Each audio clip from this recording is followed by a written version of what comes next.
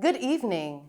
The body of Peter Morgan, the 34-year-old excavator operator who was trapped under heavy boulders that fell on the excavator he was operating on Saturday in Exton, St. Elizabeth, has been found. The discovery was made sometime after 8 o'clock last night by a search team. Scores of residents, as well as the police and fire personnel, have been searching for Mr. Morgan since the incident occurred on Saturday. We will bring you more on this story in subsequent newscasts. Still tonight, the Jamaica Association for Private Security, JAPS, is calling on the government and private security firms to honor the recent court ruling on employment classification for security guards. The High Court has ruled that security guards engaged by Marksmen Limited are employees and not contract workers, and that the company should begin paying its portion of National Housing Trust (NHT) statutory contributions immediately.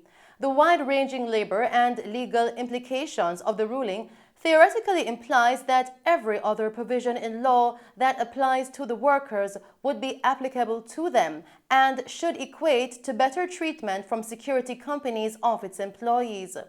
Several security guards staged a protest in the middle of Crossroads this morning against injustices in their sector regarding years of poor treatment, long work hours without the benefit of overtime pay, and the absence of other benefits accorded to workers categorized as employees under the law.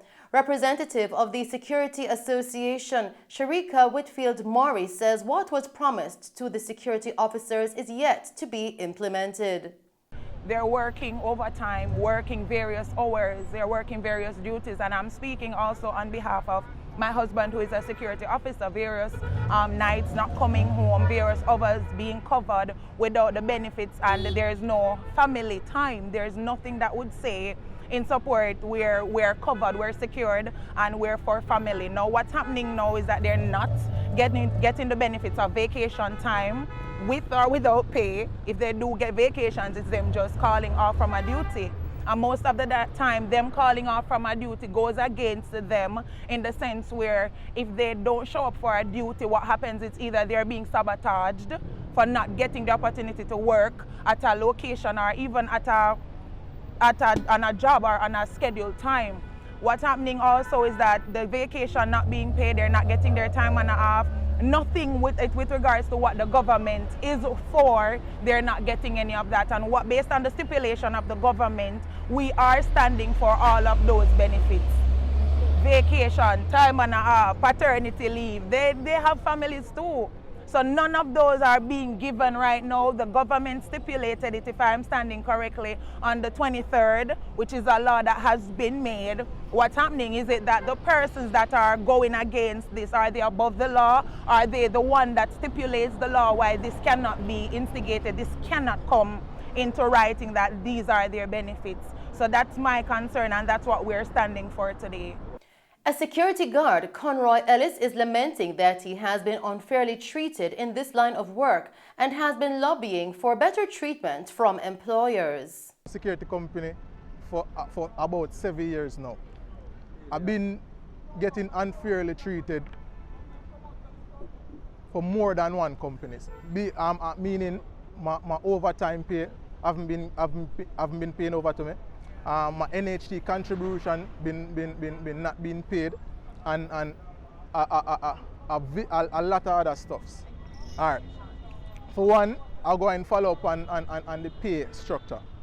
All right. I've been working, as I said, for 7 years, and the first company I work with, I start off at $130 when the rate was at $235.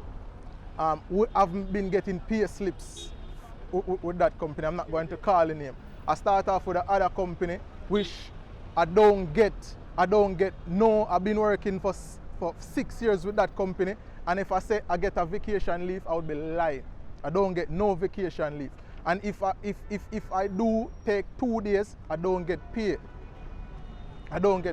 So we are here now standing up for that, because as of the 26th of the, the 23rd, the 23rd of September, the government made a ruling that all security guards are not contractor, and we are employees now, and we are entitled to vacation leave, overtime, and maternity leave, which the companies have up until today's date haven't been receiving. So we are here lobbying for that.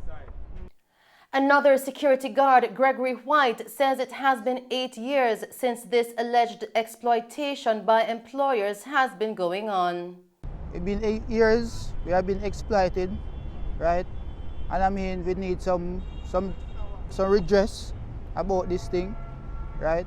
And I mean, security been go through a lot of stuff. I mean, treatment, disrespect by the one employer, client, right? Even for the female, sexual harassment, right? And if the female don't go with it, they sabotage them. And if you as a individual take a stand, they sabotage you as well, right? And we need this to stop. We need this to stop. No. And we need to get what is rightful our own, right? And we ask these company out there, is it, because I asked my company this, is it they above the law or they against the law? So, give you what we support. Okay, the salary, we just say chicken feed. You understand? From paycheck to paycheck. And this is not sufficient for a security guard who are risk them life, right? And then family. Right? Sometimes when we got our paid, and by the time we pay our bills, they have nothing left. Nothing left. You hear me tell you? And we will bring you more on this developing story in subsequent newscasts. In other news tonight, detectives from the Center for the Investigation of Sexual Offences and Child Abuse, CISOCA, are seeking the public's assistance to locate 2 witnesses who are vital to a case currently before the court. They are Akela Matthews and Ione Bernard, otherwise called Charmaine, whose last known address is Chancery Lane, Kingston 7. Both women are scheduled to appear before the Home Circuit Court tomorrow, November 8. Akela Matthews, Ione Bernard, or anyone knowing their whereabouts is being asked to contact the CISOCA at 876-926-4079, Police Emergency 119, or the nearest police station. Still making the news tonight, 35 persons were killed in Jamaica last week in one of the bloodiest 7-day periods since the start of the year. This increases the national murder tally to 1,329 as at November 5. It represents an 8% year-on-year increase in homicides, 98 more than the 1,231 recorded for the corresponding period in 2021. Of the 19 police divisions, St. James recorded 181, Westmoreland 126, St. Catherine North 124, St. Andrew South 121, and St. Catherine South 105. These are the top 5 most murderous divisions. Portland has the fewest murders with 10, a 38% reduction when compared to the period under review in 2021. Shootings, injured persons, and rape cases have declined year on year. Robberies and break-ins have increased by 20% and 9%, respectively. As we continue with the news tonight, the prevalence of kidney disease among Jamaicans has become increasingly worrying, so says Minister of Health and Wellness Dr. Christopher Tofton.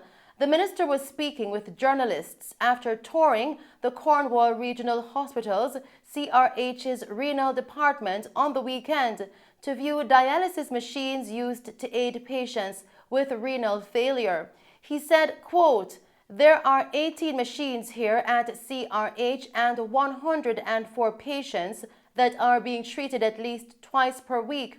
The real challenge, though, despite the best efforts, is that we have a 400 to 500 waiting list in the Western region because renal issues, kidney-related issues based on lifestyle, based on consumption habits is a major challenge that is developing into a crisis in the country."